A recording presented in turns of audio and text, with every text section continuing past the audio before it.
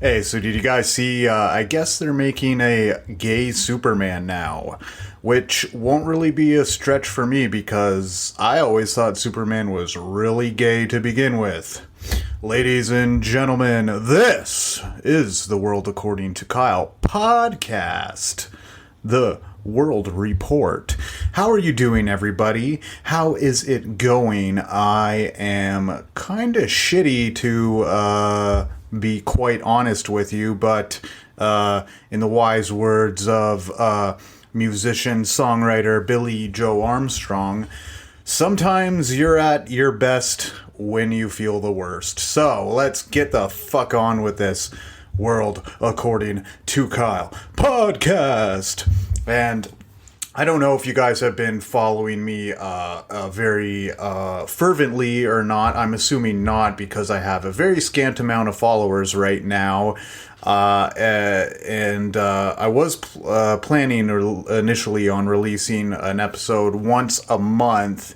But I kind of got backtracked the last little while, and I pushed this episode back a little bit. It was just not anything too serious. Just maybe I was kind of down in the dumps a little bit, but that didn't have much to do with it. I just football was starting, and I was getting heavy into football and watching and digesting football completely. And it was just one of those things where I decided to push a release back just a little bit, and I'm still on track to release all 12 episodes within this year, as I initially intended to have one episode per month for the year. I will release 12 episodes this year, come hell or high water, so don't worry about that. To be honest, I'm not too hung up on having a very strict time frame with releasing these. Just kind of waiting until I get into a nice rhythm and a nice flow state before I start to get on the mic and post these, because to be quite honest, I'm still trying to figure out my vibe, figure out my style, and sometimes you're just not in the mood to pump it out when I'm just getting like my feet wet into this podcast game. But rest assured, I will have 12 episodes dropped by the end of the year. One of them will be a greatest hits episode, which I'm excited for. I'm excited to dive back into these and pick through some of the highlights, and that should be fun. That's going to be my 12th episode. My 12th episode will be a greatest hits compilation of TWA2K. Now I'm trudging along nicely, I would say. I'm going to, I think with this episode, I'm going to split it into two, and I'm going to release a sports report separately, because I think some people only want the world report, and some people only want the sports report. But I'm gonna kind of I should have separated them to begin with. Quite frankly, I didn't really care too much. I'm more concerned with just getting my thoughts out there, recording, having ideas for episodes, segments, and stuff like that. I'm definitely more focused on that than all the intricacies of doing the podcast, so to speak. My periodic drink breaks are sponsored by, not sponsored, but I am drinking Gatorade Blue. Some blue Gatorade right now. So when you hear my periodic breaks, that is what I am sipping on. Unfortunately, no adult beverages to promote. because right now it's Tuesday. It's a work week. Work's really been tough lately. So I don't want to be one of those guys that winds down with beer at the end of my shifts and starts getting addicted to beer. Beer's kind of like or alcohol for that matter is kind of like a more of a weekend thing, more of a fun thing, instead of like a functioning alcoholic type of deal here, where I constantly need to numb myself from the pains of the world. I haven't got there quite yet, so kudos to me. What do we got here? What have we got on schedule? Just a quick aside for a moment. If you are over 25 years old and still living with a parent, I believe you should have a special identification, and you should because you're not really an adult if you're still living with your parents and you're over 25 years of age.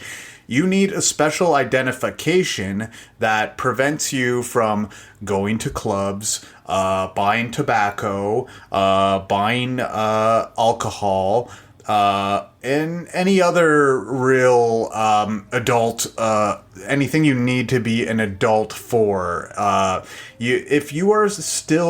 If you're 25 years old and still living with a parent, there should be a special identification for you where you are prevented from doing things that normal adults do, because you just need to grow the fuck up. That's it. Like, I mean, I've worked with many people throughout my career at various jobs.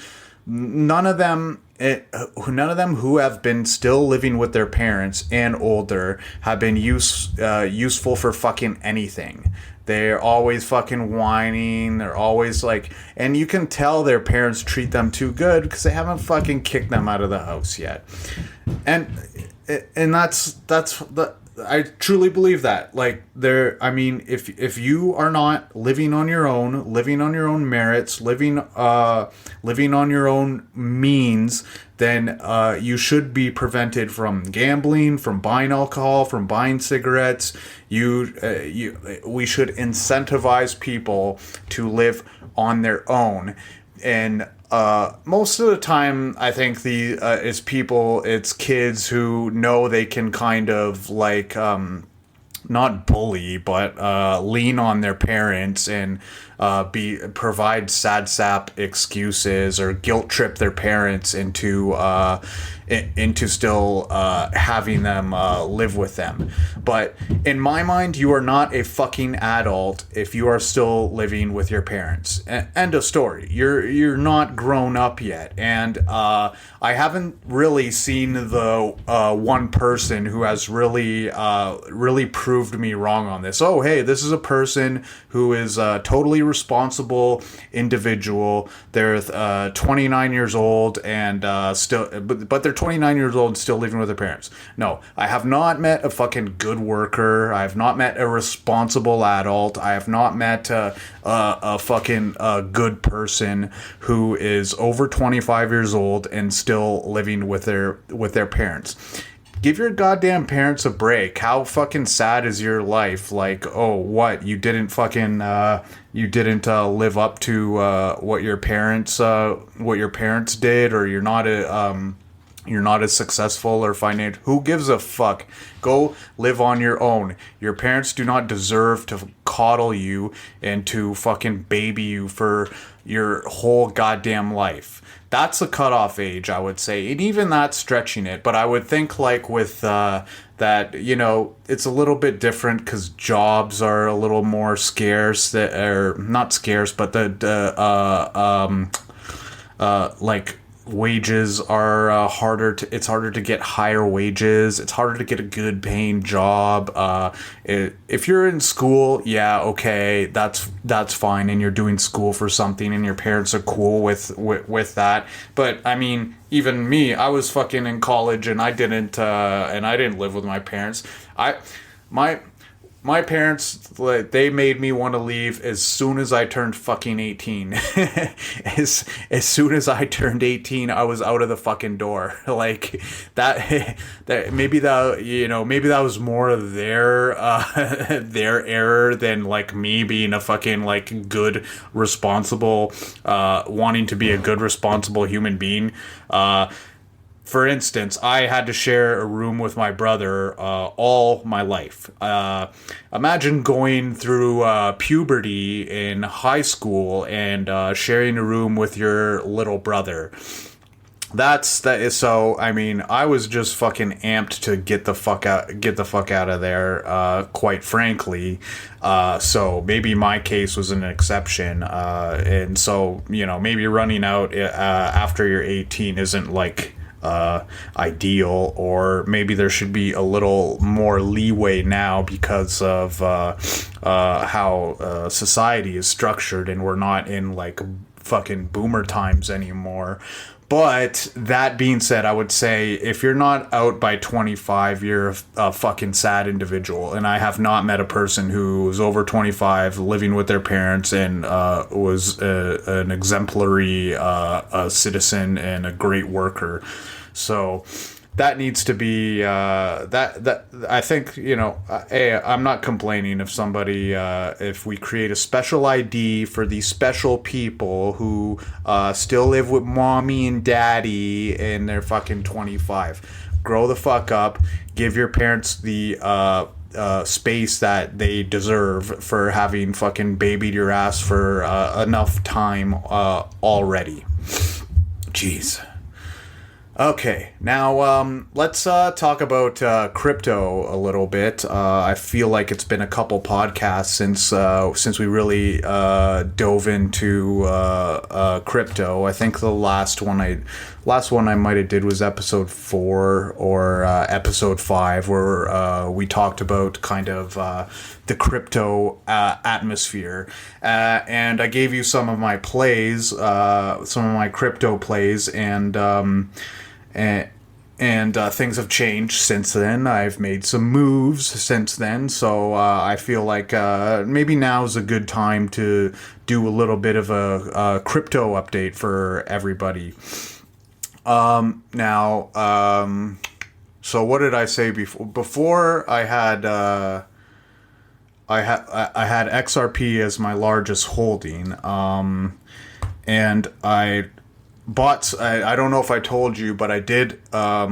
So when the lawsuit got extended the first time, when we realized the lawsuit for Ripple was going to get extended the first time, I bought when the markets dipped, I bought a little Doge, and I used some of my XRP to buy Doge, and that didn't really work out. I thought Doge might have had a nice little meme coin rally. I lost maybe like $500 on it, nothing too much. Because I bought it low, but I bought an XRP kind of gained higher before Doge, and Doge kind of just plateaued at like the well, I'm talking Canadian, so like the 30-cent mark, different in US terms. So I switched back. I bought back my XRP, lost a little bit on that, but I've been buying more SafeMoon also. So I think we talked about SafeMoon before, and the tokenomics of SafeMoon, how there's constantly there's constantly supply being burned.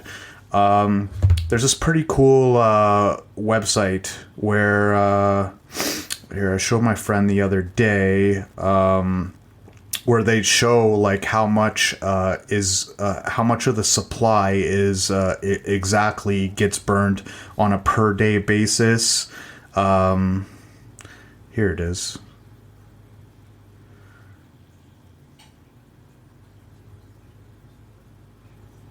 Okay, sorry, this is bad podcasting right now. Okay, so it's safemoonstatsgatsbyjs.io. So if you go to this site, you'll see the basically the burn amounts. It's like, so it says last 24 hours burned on October 26 as of 1702, the military time. So 142.9 billion SafeMoon has been burned. And it shows you also the circulating supply of SafeMoon, which is 573.3 trillion. By the way, congratulations on Elon Musk for becoming the world's first trillionaire. Holy shit. Well, the numbers literally just changed as I was saying that. So now the total SafeMoon burned, they have that number also, 426.7 trillion. Now think about it. SafeMoon has only been around fucking for like since like the beginning of the year, maybe April, maybe fucking March. Let's say 7 or 8 months even. So at the longest. Now, all this has got burned already. So much has got burned. And somebody got in an argument with me on Reddit because I was saying about like how I feel like SafeMoon is like a good coin, and obviously trolls started arguing with me, and one of them says, "Do you understand how market cap even works?" And I don't think he knew how the tokenomics of SafeMoon actually work, and that's a great example of going to that site, and that site that I show people is like, I understand the circulating supply is huge, but that supply is always gonna shrink. And the amount that has been like burned so far is actually quite incredible in such a short period of time. Now, currently, SafeMoon is on a nice little run. Let's see what it is right now. Now, the prices that I'm gonna give are Canadian. Be forewarned, and everything I'm talking about is probably going to be in Canadian terms. I'll try to specify as much, but just assume it's Canadian prices that I'm talking about. So right now, SafeMoon is decimal 50397. Now, that's pretty good. My average cost is probably decimal 5 zeros under 200. Probably 150 to 180 range, and right now it's popping pretty nice. I mean, SHIB has been popping. It's almost a fucking top 10 coin. Are you fucking kidding me? I did have SHIB. I had a bunch of SHIB, and it did good for me.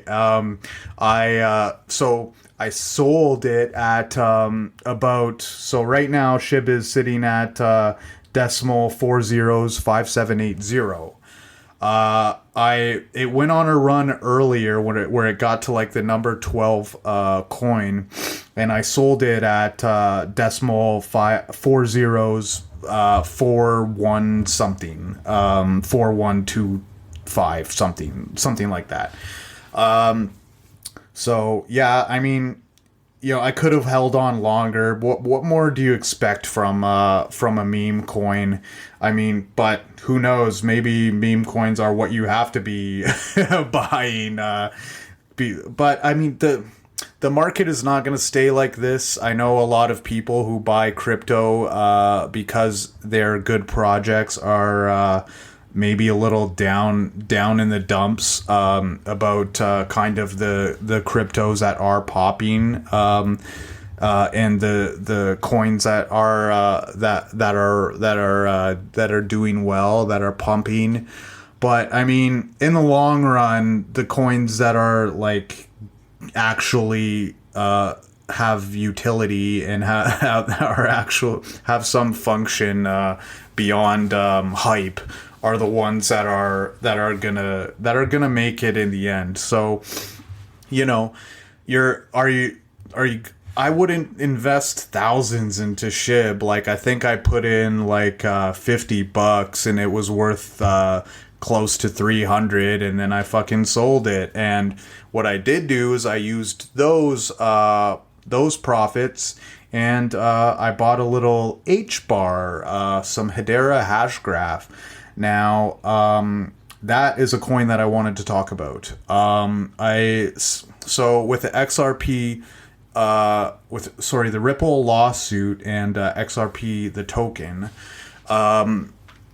So since the judge extended the discovery period, I feel like so I felt like it was going to I didn't want to miss out on H-bar. So what I did was I sold a little XRP.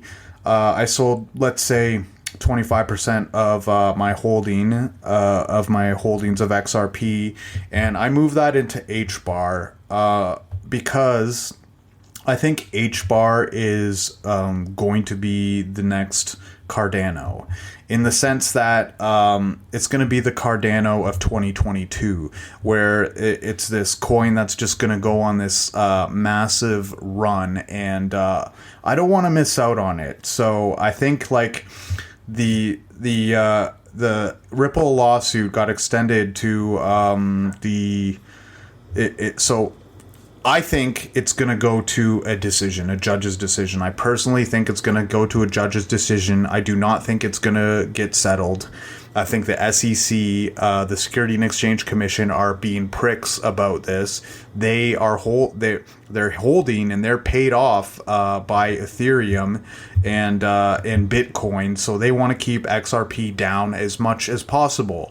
So they are not going to concede that XRP is a currency or is not a security. They're not going to do that, and Ripple is not going to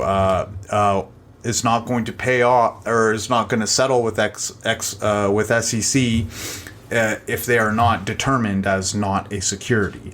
So I think this is going to go down to the bitter end. And some people are a little pissed off. I can understand. They're pissed off that they that XRP is going to miss the crypto bull run, and yeah, it sucks. But ultimately, like I don't blame the judge really. You have to get. This is a massive case with massive implications, and literally the whole crypto industry should be paying close attention to what happens with this case, and if XRP is and what happens with Ripple is will either help or harm the crypto industry as a whole. So I think like this case is going to wrap up March, April, May-ish.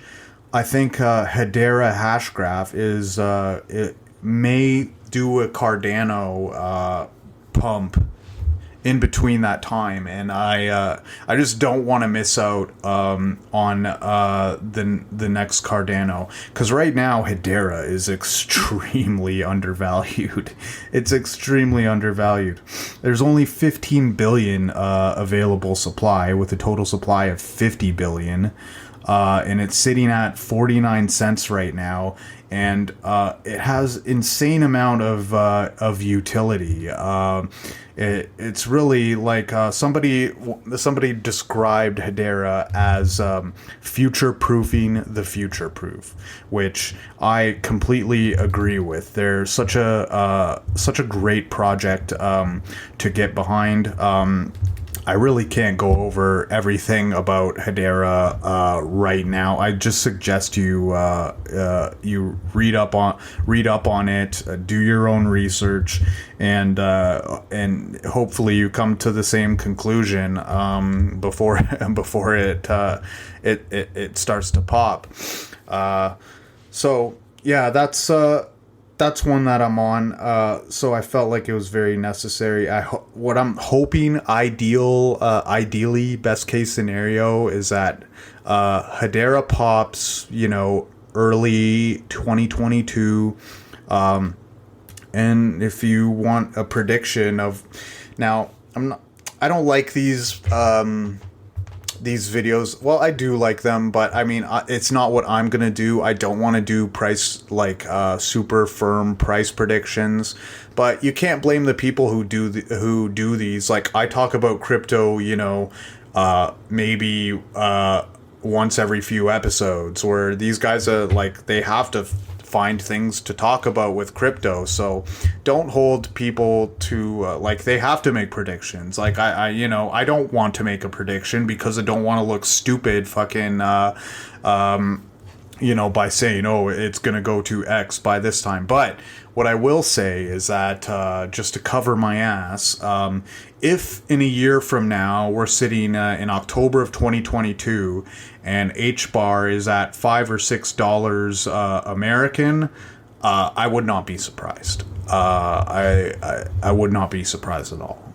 So that's as far as I'm gonna go, because who knows with this market. We're seeing fucking SHIB is a fucking almost a top 10 coin by market cap.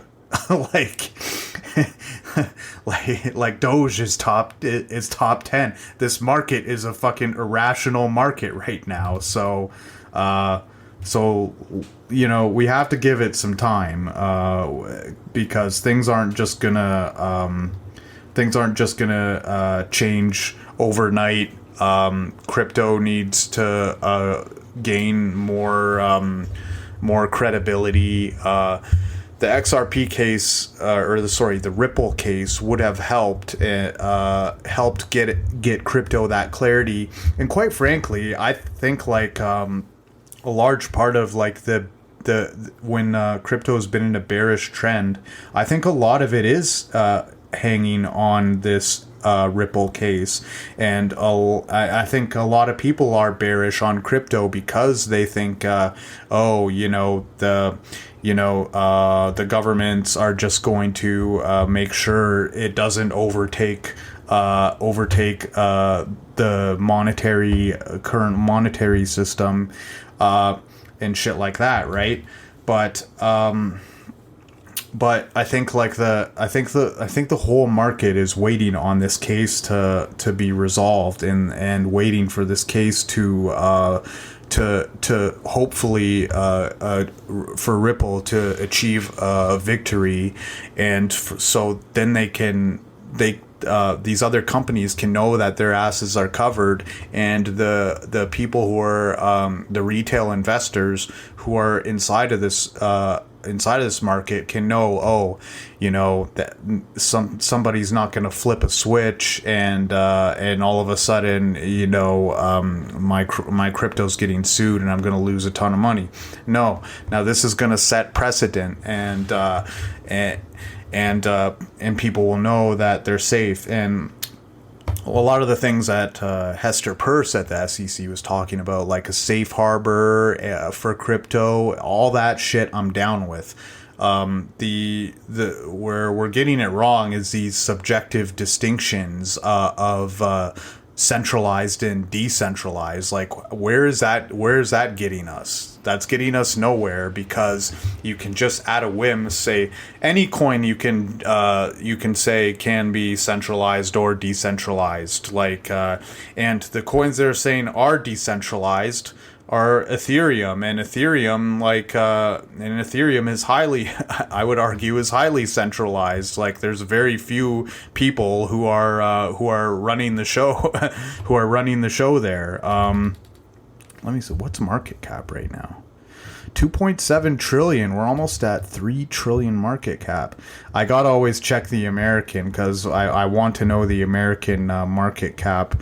See, it's weird when you're looking at crypto prices in Canada. I feel like I'm a little ahead of the schedule. Like, so right now market cap for me is 3.355 trillion, and for the US it's 2.708. So, it's a little weird, but I deal with it. I have all my settings for. By the way, shout out to CoinGecko. I love the app CoinGecko.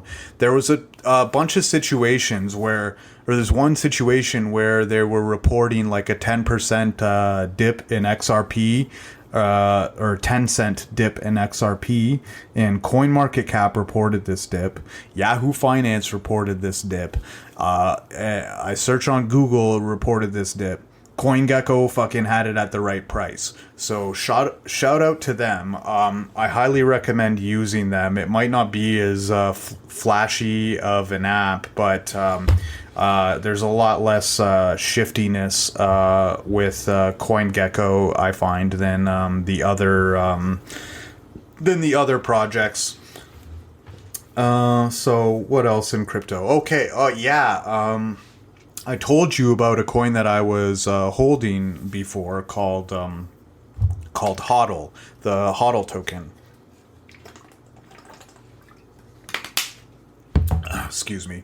So HODL token had a migration where they were migrating their tokens from V1 to V2, and so I'm like, okay, let's do this, right? So I had the site uploaded, and it said click here and open up your wallet, and your wallet will link with it, and you'll be able to switch from V1 to V2. Okay, fine. So I pressed the button on the website, and I had my Trust wallet open, and it didn't work. It didn't recognize that my Trust wallet was open. So okay, whatever. I slept on it, and I heard like from other people that they were still working some bugs out with the Trust wallet. Whatever. So all of a sudden, now I hear that now you can't. There's no that you go on the website, and there's no like button for doing the migration. And so the migration, a couple months later, I figured I would check back up on it, and a couple months later the migration was done. So I'm like, what the fuck? So I started, I went on Reddit and started to try to look for some advice on how to fix this, because I kind of like the tokenomics of HODL. You get a lot of reimbursement back. Like, you're always gaining coins through HODL. Like, so I like the project. I like the tokenomics, so I went to switch over and went back to the website, and I guess the migration was done. So all of a sudden I'm sitting here with these V1 tokens, and I go on the HODL Reddit, the subreddit, and so I go and I'm trying to figure out how the fuck to do this. So I, I start typing my issue, typing my story, and then I go to a post to make the post on Reddit, and it said, "Oh, all the moderators have removed the specific words migration and V1, so you can't post, you can't make a post that says migration or V1." So obviously they were having issues with it. They couldn't get it figured out, and all of a sudden I'm holding onto these HODL V1 tokens that just complete shit show of a fucking migration. So I'm not too happy about that. I just want to get my V2 tokens and fucking sell them and get it over with, because if the migration was this much of a shit show and they didn't do anything to let people know, and they were having issues with Trust Wallet, and they just fucking left it there, and all of a sudden the tokens are V2. They had a very fast deadline to make the migration. For instance, right now there's another token that I have, AquaGoat, and my migration to the V2 tokens is going completely smooth. I went to their website. They had a link where you fill out a form, and and they wanted you to be a holder from a certain point in time, and they were going to deal with you first and get your tokens migrated to the V2.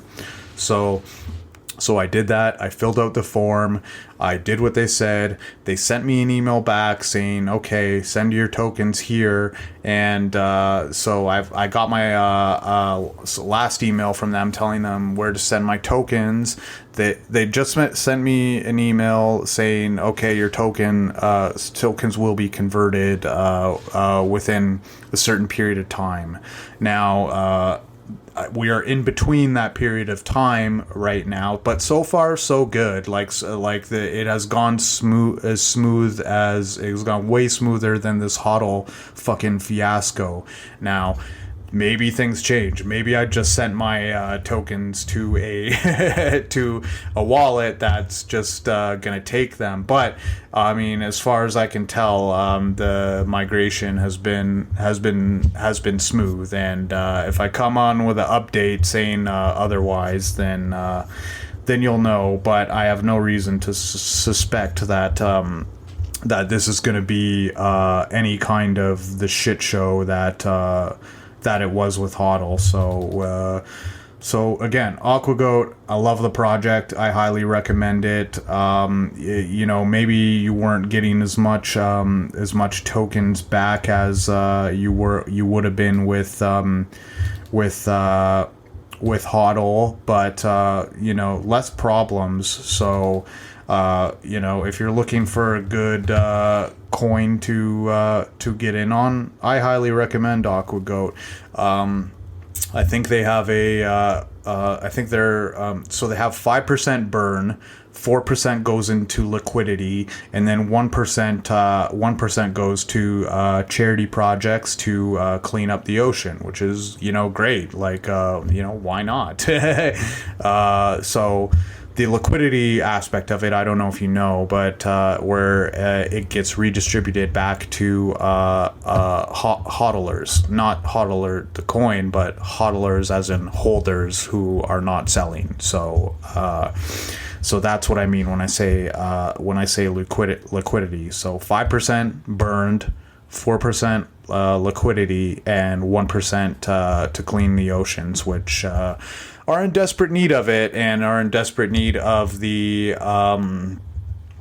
money, since we want to spend trillions to go into outer space in unlivable atmospheres instead of taking care of the planet that we currently have. I think we just kind of put the kibosh on that and decided, hey, we're gonna need to get the fuck out of here as soon as possible. No, but I think totally. Space is relevant to explore, but I think we're losing sight of we're trying to get away from the Earth instead of protecting it. We should have a protectionist state of mind with our planet more than wanting to go and terraform Mars or get on the next planet that we're not going to ruin. Space is fine, but it's a vast terrain of emptiness and perhaps unlivability. That's another good one too. But we spend so much money on getting to like this uninhabitable atmosphere where you're fucking flying around in zero gravity, and we're spend much less money trying to save the planet that we already have.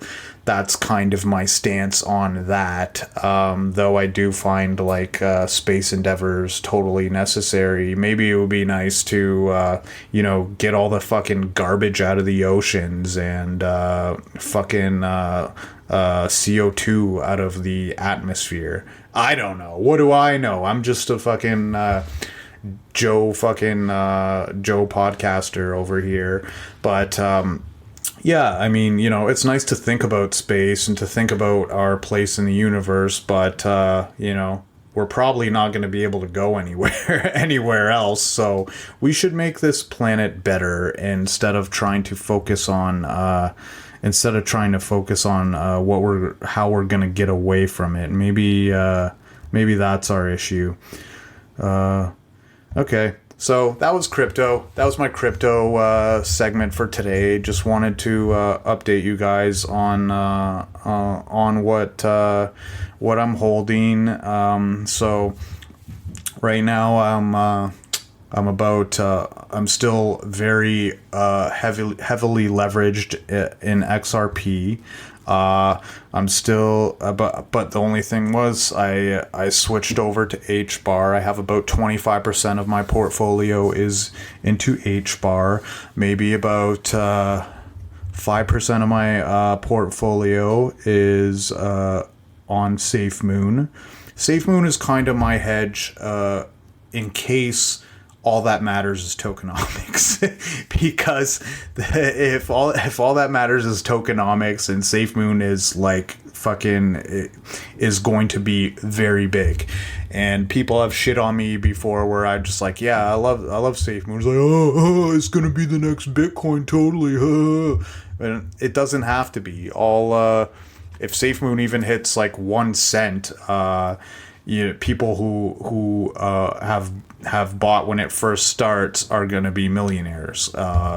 So because the price is so cheap, which I think 1 cent in like a 5-year frame of time, with everything that I told you about the burn, the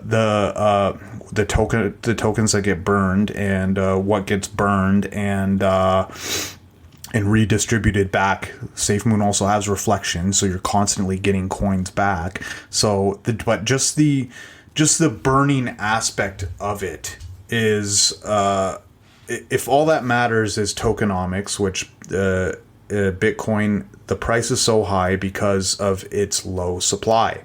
If all that matters about coins are tokenomics, which is a heavy part of it. I mean, like I still. We're not at the utility point with crypto yet, but you want to be ahead of the game. That's why I have XRP right now. When we start to find the utility of crypto, XRP is gonna fucking pop because it has great utility. So SafeMoon is my hedge. Against utility. If all that matters is pure tokenomics, then I at least have my SafeMoon. and people are pissing me off about SafeMoon. They want to I got in an argument with somebody, and ended up getting the last word because he couldn't counter my point, my final point, and he was talking about, oh, we should stop the burn at a certain amount. At, like, I think he said 1 trillion, we should stop the burn, because he was worried that about the reflections, and the reflections are what you get back for holding. So if you so the liquidity, what I said before, is basic, like, reflections, but in SafeMoon standards are the tokens that you get back for hodling your SafeMoon. So he was suggesting that we should stop the burn at a certain amount, but I'm just like, keep the fucking burn going. He wants to, his theory, or his MO, his motivation is that he wants to eventually live off his reflections and get a constant, steady stream of income off your reflections. But the part about SafeMoon that is most intriguing is the amount that they're burning, and getting rid of the circulating supply. That is the most compelling thing about SafeMoon. That is what is driving its price. And I feel like one of these, like, eventually there's just going to reach like a bottleneck where there's going to be like, and SafeMoon is just going to fucking pop, and it will not, it's going to knock zeros off of that total, and it's going to make a lot of people a lot of money. And because I think the community can have some sway in this. I never stop the burn. Never stop the burn. If your token is is gonna gain value because it's setting itself on fire. It's reducing the circulating supply. So that is what's compelling me about SafeMoon. I'm using, like, not gonna lie, I was late to the fucking Bitcoin craze. Okay, I was late to it. I'm not gonna buy Bitcoin now, but I mean, I'm gonna buy other projects that have tokenomics similar. Now, if all that matters about a coin is its sheer tokenomics, and we're taking utility out of the equation, SafeMoon is a tremendous project. And not only that, but people were down on it because they said they were going to release a SafeMoon wallet, and it didn't get released on the time that they said it was going to be released, and people were shitting on it. It still popped. It still popped, and regardless, because supply is always shrinking, so you're always going to get like a bottleneck effect with SafeMoon. So people were the wallet didn't get released. Oh, the devs, they're lying to us. But I just downloaded when it got released properly. It's finally got released to Google Play, and it's pretty solid. Like, I'm not gonna lie. Like, I love the functionality of the SafeMoon wallet. And it appears to be kind of free of kinks, and looks like it's great. Also, by the way, the AquaGoat is affiliated with SafeMoon, so the two projects kind of are so you can buy AquaGoat off like the SafeMoon wallet, and you can hold your AquaGoat on the SafeMoon wallet. So that's the last little thing that I wanted to touch on with regards to crypto.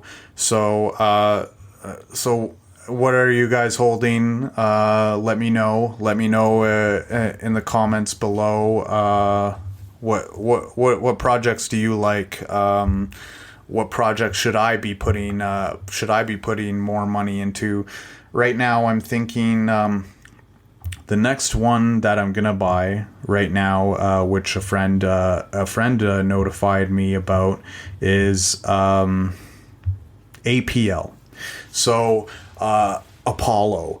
APL is a tremendous project. They are kind of doing a lot of utility based things, and they're almost like an XRP light right now. They're doing a lot of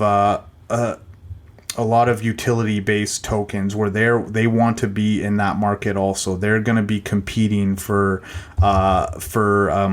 global payments and cross-border payments, etc. And their circulating supply is pretty low too. They're sitting at available supply right now is 14.7 billion. And the total supply, the total amount that can be ever supplied is 21.2 billion. Now, right now, the price of APL to buy one APL is 0.00538,616. It's Canadian, by the way. So 0.00538 to buy this APL. And so I'm glad my friend notified me about this, because if there is going to be a utility bull run, I think APL will gain vastly from a utility bull run. Now, it's not is it the greatest value? No. I mean, you can still buy stuff that's cheaper, but considering the circulating supply, what's its rank? It's 584 on CoinGecko. So I mean, if we get this utility bull run, this is going to move up by the hundreds. Like, it will be a top 100 coin if we get this utility bull run. So I think 2022 is going to be the year where we have the utility bull run, because I think that's when the XRP case is going to get sorted out, right? And after, not the Ripple case. XRP is a coin, Ripple is a company. So that's when the Ripple case is going to get sorted out. Hopefully a victory, which, I mean, everything is kind of leaning to that right now, and that these coins with utility will really start to pop, and it is leaning towards a victory, in my opinion. A lot of people are distraught and upset that the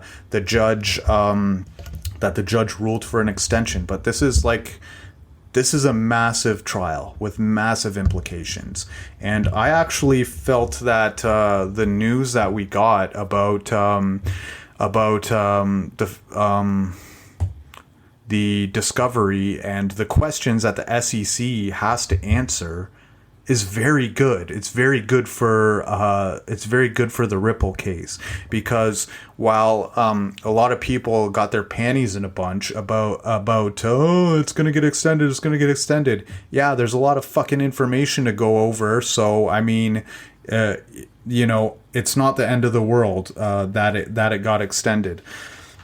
But the real good and beneficial news to come out of the last few weeks was that the judge ordered the SEC to answer questions directly related to how Ethereum is not a security, and how XRP the coin is a security, and questions like directly, pointedly, and directly related to the what is it, the orange groves, the case that set precedent for whether a coin is a security or not.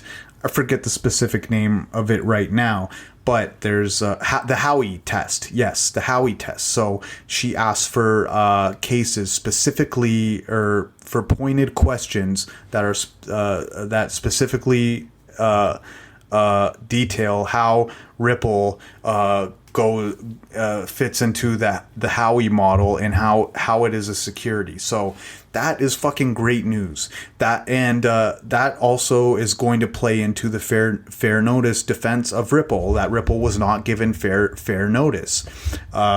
So I mean, if the judge is actually looking at the fair notice defense right now, and that if Ripple was not given fair notice, that is fucking massive for the case. That is a victory. That is a W. If Ripple was not given fair notice that their product was a security, and it looks like, since the judge is asking for these very specific things, these very specific questions from the SEC, that, you know, the SEC can deem anything a security, and then the judge could just take their word for it. But since she's asking for these specific things, I think that bodes really well for Ripple, and I think that the judge is looking at the right things. And another thing that I heard was that they do not want it to be declared a mistrial, so they want to be able to not have the SEC fall back and complain about, like, we didn't have enough time, this and that. This is a massive case with massive implications. I think the crypto industry will start to boom after this case is hopefully resolved with a Ripple victory, because that's what I'm hedging on anyways. I mean, I think like the price of XRP right now, if it wasn't for this lawsuit, would probably be, I don't know, quick guesstimate, maybe like $3 to $5 at least. So a lot hinges on this, and the fate of I think the fate of crypto it hinges on this case specifically. So I know it's kind of that, but that's what I'm betting on right now. I'm betting that this coin is suppressed in value because of what's going on with it legally, and that's why I'm holding it. It's my highest leverage position. I think it's the best value, the best bang for your buck. Anything under $1 for this coin is an amazing deal, which I got most of mine at that price. So that's it. I mean, holy shit, I've gone on for close to an hour about just crypto. I guess, this is going to be the crypto pod for me. I wanted to start pumping out more on a quicker time scale, since I have to catch up on my quota for reaching the end of the year with 12 podcasts. So I think I'm gonna do another one in a couple weeks, and so I can really kind of get into a news section.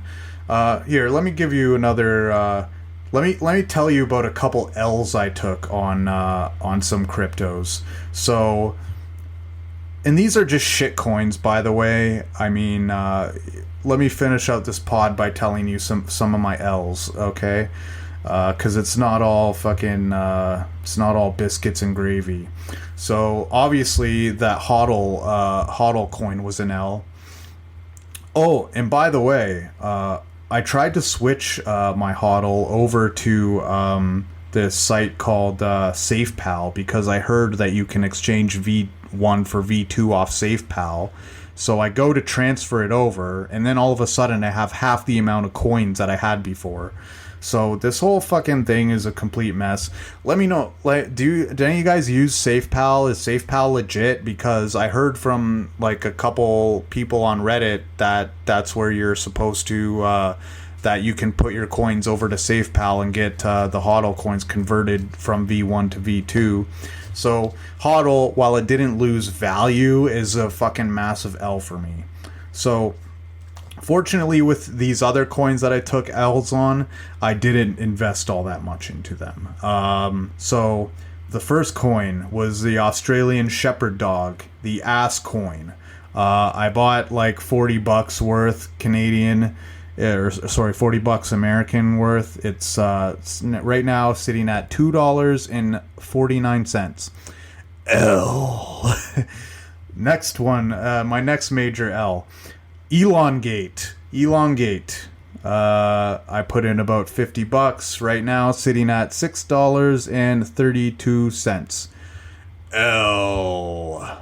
And my other one that's an L, Bonfire. Huge L. I spent about fucking $60-$75 of bought $60-$75 of Bonfire, which is now worth 97 cents. So there's another L. So it's not all, crypto's not all. But this is what you get when you do the meme coin, or when you go in the shit coin and meme coin depths of crypto, is that, you might get these massive returns, but you're risking all of your investment to try and get like these super returns. Now, I don't know. That's why you don't invest a lot into meme coins or shit coins. I made some money off Doge. I made some money off of SHIB. But, you take your profits and you be happy with it. And because you don't want to end up like, holding on to these pointless coins that are only worth, that you have 1 billion of them and they're worth a couple bucks. So that's it. That's the end of this crypto-centric, The World According to Kyle. And that was the World According to Kyle podcast, World Report. Hope y'all enjoyed. Take care, everybody. I will see you again soon.